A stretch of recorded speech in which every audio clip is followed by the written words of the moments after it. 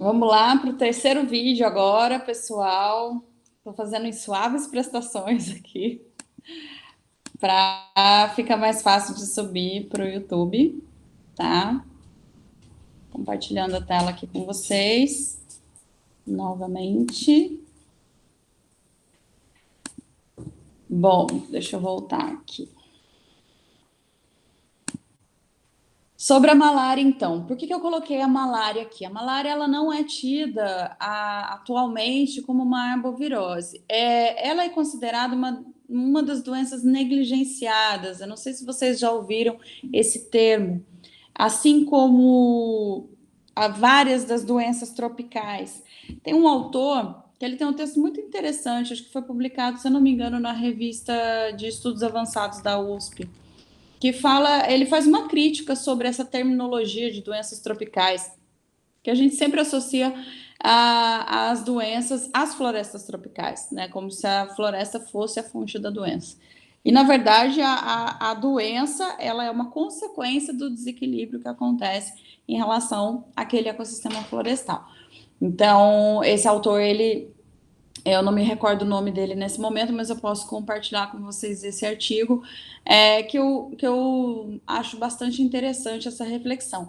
E ele também vai falar que, da mesma forma que a gente fala de forma um pouco pejorativa doença tropical, sempre associando a doença à floresta, ele também fala que existe uma negligência entre várias das doenças que acometem principalmente as populações mais pobres ou os países menos desenvolvidos. E a malária é uma dessas doenças bastante negligenciadas.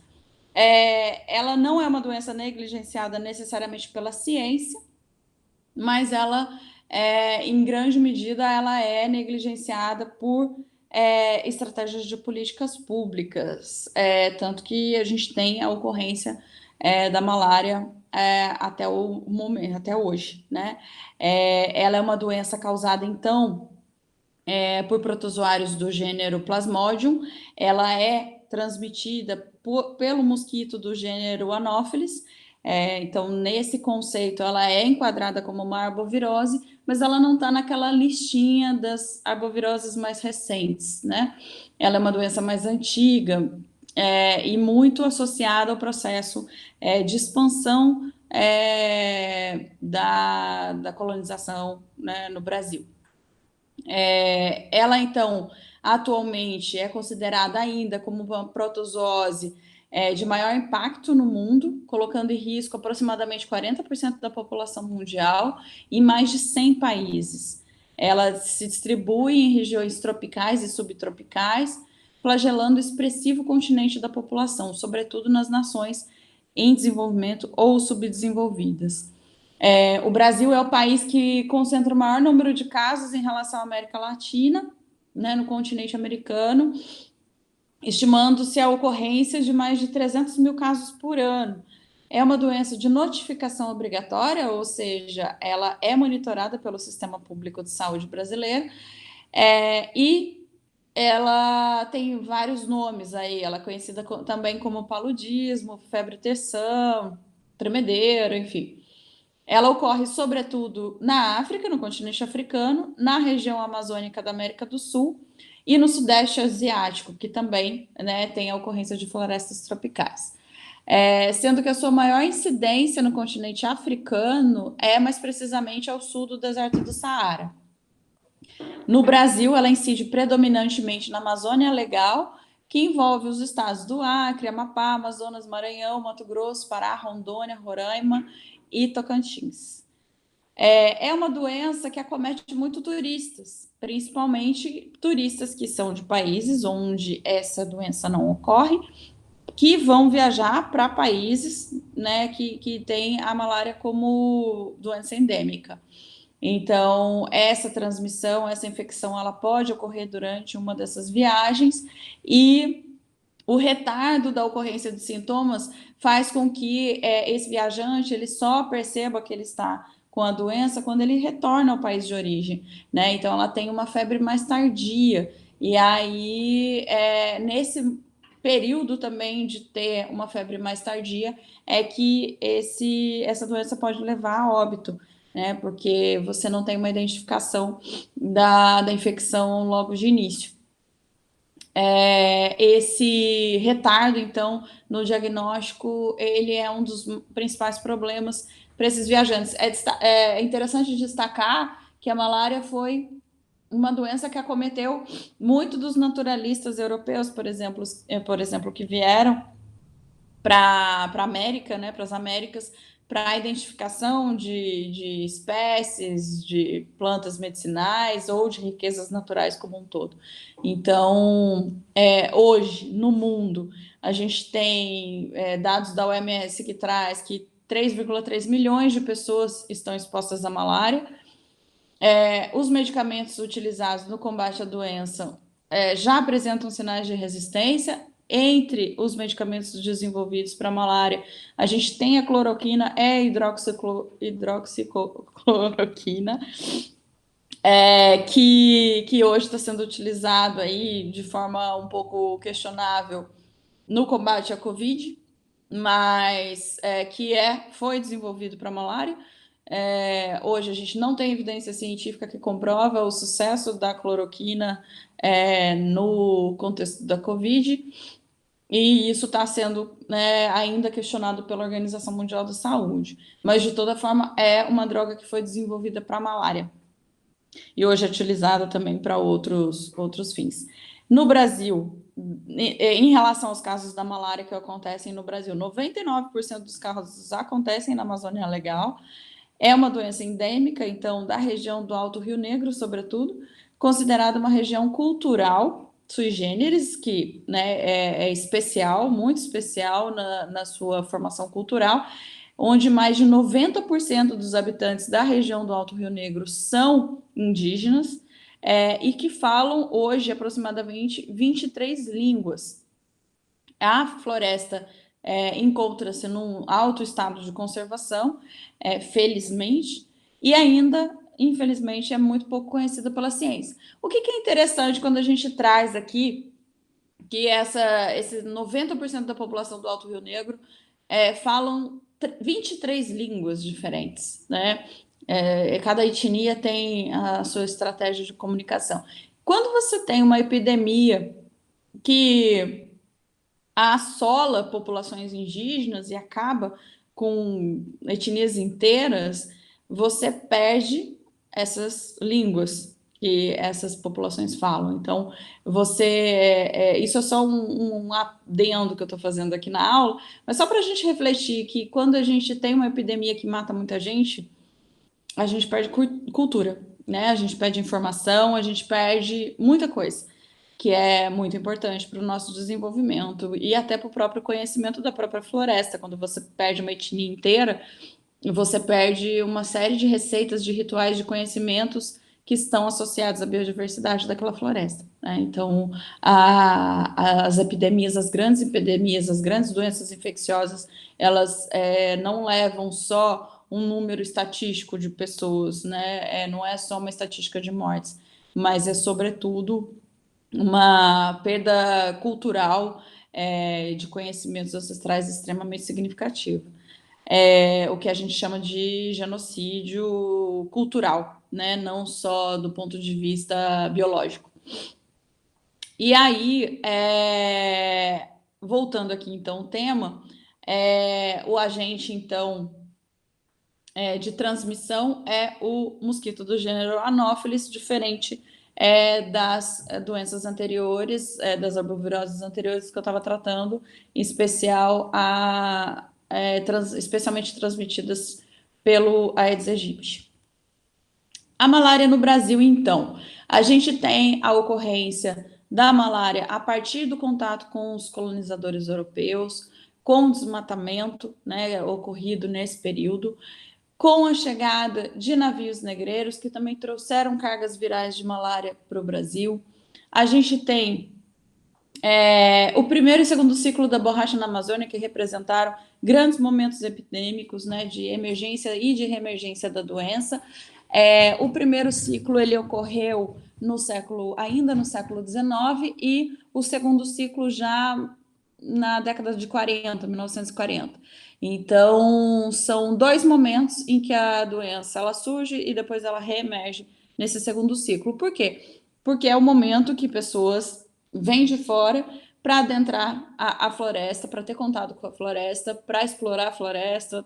Rolou muito desmatamento também, né? E, consequentemente, também a abertura de rodovias e ferrovias. Ali eu escrevi só rodovias, mas é importante destacar que no primeiro momento foram as ferrovias primeiro, né? E aqui nessa imagem, aqui no canto direito, a gente vê, né, algumas imagens históricas aí da construção da estrada de ferro Madeira-Maimoré. E essas fotos são de 1907 até 1912, que foram as obras. E aí o que é interessante, que a gente chama atenção também, é que foram áreas que a estrada de ferro foi projetada para passar em áreas que a floresta alagava. Então, os engenheiros eles pouco conheciam a dinâmica florestal naquele período, né?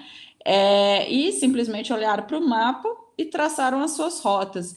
E de repente, de acordo com a sazonalidade, você tem os períodos de cheia, os períodos de baixa dos rios. E em alguns momentos você tinha, como é o caso aqui da imagem, que mostra locais de alagamento desses locais dessas obras. Então, consequentemente, nesse momento de alagamento, você tem proliferação de mosquitos e você tem um ataque da malária muito significativo, principalmente nesses trabalhadores dessas obras, né? Então, foram momentos históricos aí, e hoje a gente ainda tem, né, bastante problema relacionado à abertura ainda de estradas, de desmatamento para abertura de pastagens, e a grande população afetada no Brasil ainda é a população indígena, que está em maior contato com esses ecossistemas florestais que estão em desequilíbrio, né? Então, é uma questão que a gente chama atenção, a importância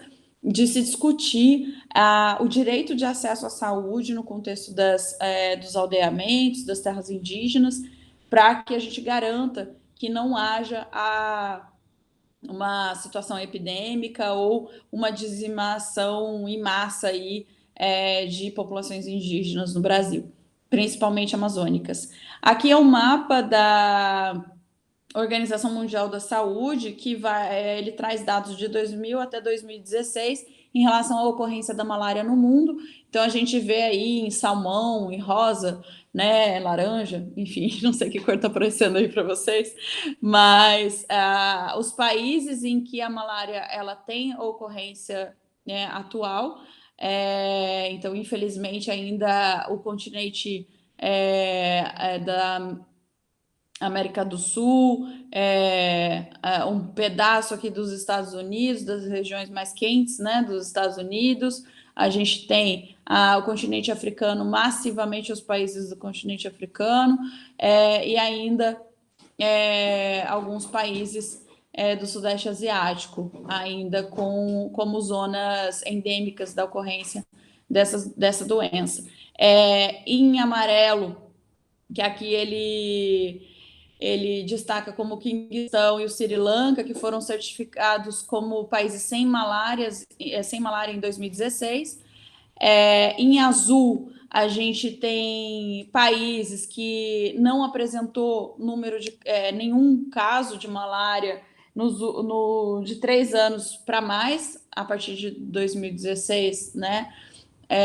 Então, vamos considerar de 2013 para frente, eles não apresentaram casos de malária, e os países em verdinho estão certificados como não tendo malária desde os anos 2000, e os países em branco, principalmente a região mais fria, mais nórdica, não são zonas endêmicas e nunca tiveram casos de malária. Então, isso chama bastante atenção, né? E aqui a gente tem um destaque na América do Sul para o Uruguai e para o Chile, né? Que não apresentaram casos de malária. Muito, eu acredito que devido à própria geografia desses países, à ausência de ecossistemas florestais significativos como a gente tem, né, nos outros contextos. Aqui a gente tem a Cordilheira dos Andes, o Uruguai é um país muito pequeno, muito frio, enfim, tem uma outra condição e também uma condição de saúde pública diferenciada também que se torna mais fácil de ser gerida. E aí, aqui no Brasil, esse mapa não está muito atualizado, ele é de 2015, mas dá para a gente ter uma noção de como ocorre, né, as zonas de risco da ocorrência de malária aqui no país. E aí eu dou um destaque aqui para a região da Bahia, que a gente não tem, né, nenhum caso confirmado aqui nesse período. No Espírito Santo, sim, temos, principalmente numa região mais florestada. Rio de Janeiro, a mesma coisa, no corredor sul fluminense, da Mata Atlântica, litoral de São Paulo, a mesma coisa. O que me chama muito a atenção é esse caso isolado no meio do estado de São Paulo aqui, numa região de alta expansão de cana-de-açúcar, então eu achei interessante esse número, não tenho informações sobre, né, o porquê dessa ocorrência aqui, no Distrito Federal, e a gente tem aí a região fortemente endêmica aqui do Brasil, que é a Amazônia. E aí eu só dou um destaque para esses verdinhos fragmentados aqui que a gente tem, que é justamente onde está localizado o arco do desmatamento. Então, a partir do momento que a gente tem um histórico mais longo de desmatamento, a doença vai deixando de acontecer, né? E já numa região que a gente tem uma concentração florestal muito alta, né, como foi o caso aqui do Rio Negro, aqui para cima, enfim, a gente tem uma zona já endêmica de alto risco de contaminação, alto risco de infecção. A malária, então, o parasita, né, ele é transmitido, então, pelo anófeles, aqui é uma fotinho do anófeles. A pessoa infectada, então, ela recebe esse parasita no seu fígado, o que debilita e traz consequências para o resto da vida, né, da eficiência do desempenho desse órgão no organismo humano, e dali essa pessoa ela pode transmitir por meio de outras picadas do anófeles mesmo para outras pessoas. Então, a gente acaba se tornando também um hospedeiro e vetor aí dessa doença. Em geral, para concluir, o que eu queria trazer de reflexão? A importância da gente ter uma eficiência do diagnóstico laboratorial associada ao diagnóstico médico. Quando a gente chega com algum sintoma de alguma doença tropical, de alguma infecção, nesse contexto das arboviroses, a gente chega no hospital, a gente vai apresentar um bando de sintoma que é muito parecido uma com a outra, né? O caso da dengue, da zika, do chikungunya, febre amarela, malária, são doenças que você vai ter febre, que você vai ter dor no corpo, vai ter dor de cabeça. Então, quando você chega para ser atendido por um clínico geral, um enfermeiro, um agente de saúde, que seja, esse profissional da saúde, ele precisa ter um aparato de infraestrutura laboratorial para que ele consiga fazer o diagnóstico preciso. E é o que realmente a gente não tem, né, no Brasil, por exemplo, hoje. E esse é um grande exemplo relacionado à Covid também, infelizmente. A gente não tem testagens em massa, né, para fazer o planejamento mais eficiente e o controle mais eficiente das zonas, né, de proliferação da doença. Então, o que é importante de destacar? A gente precisa entender como funcionam esses diagnósticos, esses testes, e saber qual a importância de cada um e pressionar as políticas públicas para que a gente possa ter a garantia de que esse diagnóstico médico ele seja assessorado por um diagnóstico laboratorial de qualidade, para que a gente consiga fazer a previsão, por exemplo, de uma possível reemergência de uma doença. Agora, se eu não tenho um diagnóstico preciso, como que eu vou adivinhar que uma doença pode reemergir? Que é o caso da febre amarela, por exemplo, né? Muitos dos casos reemergentes de febre amarela, eles foram tratados na época como dengue. E aí, posteriormente, que se fez o exame, que se constatou que era febre amarela. A mesma coisa aconteceu com a reemergência do sarampo em São Paulo. O que aconteceu recentemente? A gente recebeu populações vindas de outros países. A gente recebeu, na época do terremoto no Haiti, muitos haitianos. A gente recebeu agora, com a crise política, social, econômica na Venezuela, muitos venezuelanos. E aí a gente teve um surto de sarampo por conta de trânsitos de pessoas de outros países e de pessoas que não eram vacinadas, né? Porque nem todo país tem a transição epidemiológica para superação de determinadas doenças. Então, no caso do sarampo, foi isso que aconteceu. A gente tinha trabalhadores venezuelanos, peruanos, bolivianos, em situações análogas à escravidão, trabalhando para grandes confecções em São Paulo, em situações super precárias de moradia, e essas famílias inteiras, elas não eram vacinadas. Então, a gente teve um surto de sarampo em São Paulo, e que no momento que a pessoa está cheia de pintinha, né, que a manifestação de manchas no corpo do sarampo é muito parecida com a dengue. Então, no momento do diagnóstico, se você não tem um exame laboratorial preciso, o médico ele vai ter dificuldade de identificar o que é uma coisa, o que é outra, né? Então, quando a gente falou lá no início da aula da importância de se ter uma infraestrutura do serviço de saúde extremamente eficiente para o controle dessas epidemias, dessas reemergências, dessas emergências de doenças, é disso que a gente fala, né? De você não só ter médico trabalhando, médico atendendo, mas, sobretudo, também ter estrutura laboratorial para um diagnóstico preciso. E aí, o que esse texto traz aqui nessa apresentação? A diferença entre o que é um teste sorológico e o que é um teste a partir de metodologias da biologia molecular. O teste sorológico, ele propõe, né, ele detecta a identificação de anticorpos e de antígenos no sangue. Então, você pode identificar pelo IgG e IgM, né, essa relação que vai existir entre antígeno e anticorpo, que acontecem através de reações enzimáticas. No entanto, esse teste sorológico, ele pode apresentar várias possibilidades de falsos positivos. Por quê? Porque ele pode apresentar reações cruzadas em doenças que são muito aproximadas. Então, por exemplo, dengue, zika, chikungunya e febre amarela pode gerar uma confusão nesse laudo. O que no teste molecular não vai acontecer. Por quê? Porque o teste molecular também vai tirar uma amostra sanguínea do paciente, mas ele vai fazer identificação de material genético.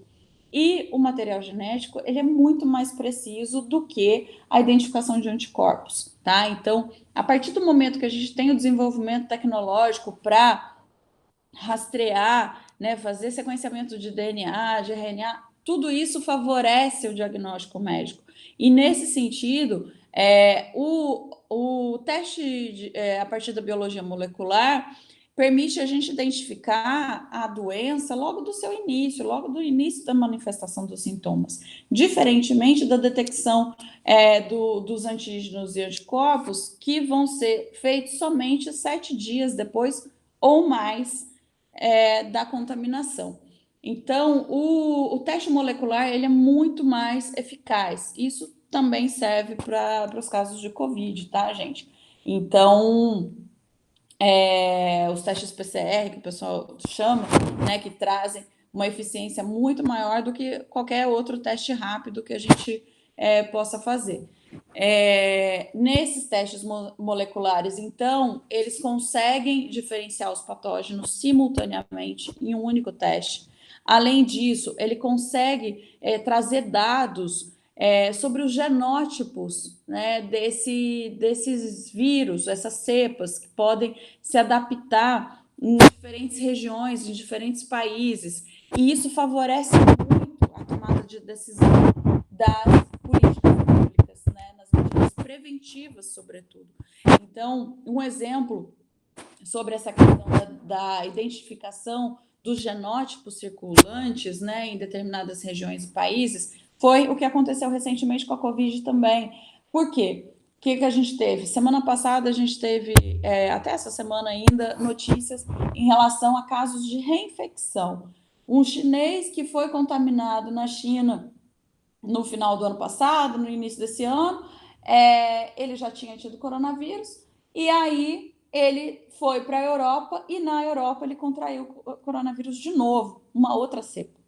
Né? Então, esse diagnóstico, esse tipo de diagnóstico facilita muito para a gente identificar esse tipo de caso, por exemplo, né? E ajudar a política pública a tomar a decisão correta no que se refere ao controle e medidas preventivas. Então, o texto ainda traz, né, esse destaque, que as arboviroses são um problema em ascendência no Brasil, infelizmente, também no mundo, mas no Brasil a gente trata, né, desse tema de uma forma bastante irresponsável ainda. Essas doenças têm um potencial de dispersão enorme, uma capacidade de adaptação a novos ambientes e novos hospedeiros, como é o caso da febre amarela, que antes a gente tinha um vetor que era nativo e agora a gente tem um vetor que é exótico também, que convive nas áreas urbanas. Então, a proliferação da doença ela passou a acontecer de uma outra forma, num outro contexto. Né? A possibilidade de causar epidemias extensas não somente no sentido da intensidade, da capacidade de matar, mas também da capacidade de perdurar ao longo dos anos. E aí a gente pensa, quantos anos a gente já não está combatendo a dengue? E ainda assim, em várias campanhas, em vários processos de sensibilização e de educação, ainda a gente sai na rua e vê, né, lixo aglomerado, água parada, pessoas que não têm responsabilidade em relação à saúde pública, porque a saúde pública ela não é só o governo, ela não é só o Estado, né? Ela parte de uma consciência coletiva. E é isso que ainda a gente não conseguiu construir ainda, muito por conta da falta de conhecimento científico. E aí a falta da educação associada à dificuldade que a gente tem no contexto brasileiro, sobretudo, de ter uma educação científica, né? Infelizmente, isso faz muita falta nessas horas. Por fim, aqui a gente falar também dessa importância, né, fundamental que os esforços para o desenvolvimento e aperfeiçoamento desses exames, desses diagnósticos, que sejam mais ágeis, que sejam mais eficientes, que sejam mais sensíveis, que não apresentem esses falsos positivos ou falsos negativos, que consigam ter uma precisão no resultado, né, e que sejam acessíveis para a população, né, que possam ser feitos de forma massiva.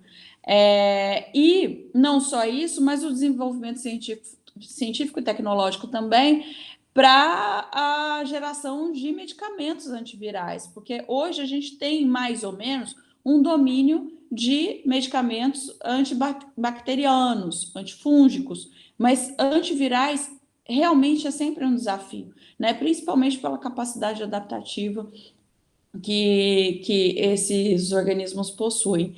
Mas o que eu gostaria de concluir é exatamente isso: a importância do desenvolvimento científico, da educação científica da população, para que a saúde pública seja construída de forma coletiva e não de forma pontual, precária, e só quando o problema já está em larga escala. Tá bom? Então, vamos concluir a nossa aula de hoje por aqui. E eu fico, então, aguardando aí as postagens de vocês sobre as questões que eu apresentei no vídeo anterior. Tá bom? Então, até a próxima semana, pessoal.